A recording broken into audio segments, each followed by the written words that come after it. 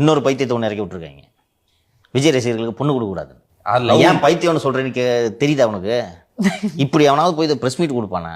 விஜய் ரசிகையா இருந்தேன்னா எவனும் லவ் பண்ணாதீங்களா? ஏன் பைத்தியம்னு சொல்றேன்னு தெரியுதா? அது கலாச்சார சீர்கேடாம். எப்படியா கலாச்சார சீர்கேடு? அதாவது ஒரு அம்மா சொல்லுது எனக்கு என் கணவரோட விஜய் தான் பிடிக்கும்னு சொல்லிட்டு, அதை அவங்க கணவர் ரைட் சென்ஸ்ல புரிஞ்சுக்கிறாரு, அது ஒரு கலாச்சார சீர்கேடு. இப்படியான தற்குறிகள். அது அவங்க கணவர் பிரச்சனை, உனக்கு என்ன பிரச்சனை? நீ என்ன கலாச்சாரத்தை பாதுகாக்கிறதுக்காக உன்னை நியமிச்சிருக்காங்களா?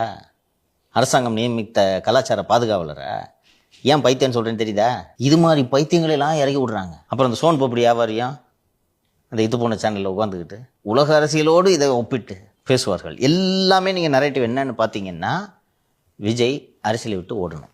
சரி, ஒருவேளை இல்லைப்பா நீ அரசியல் விட்டுலாம் போகக்கூடாது வான்னு சொல்லிட்டு அந்த பிஜேபியில் கரம் கொடுக்கிறார்கள் என்று வைத்துக்கொள்.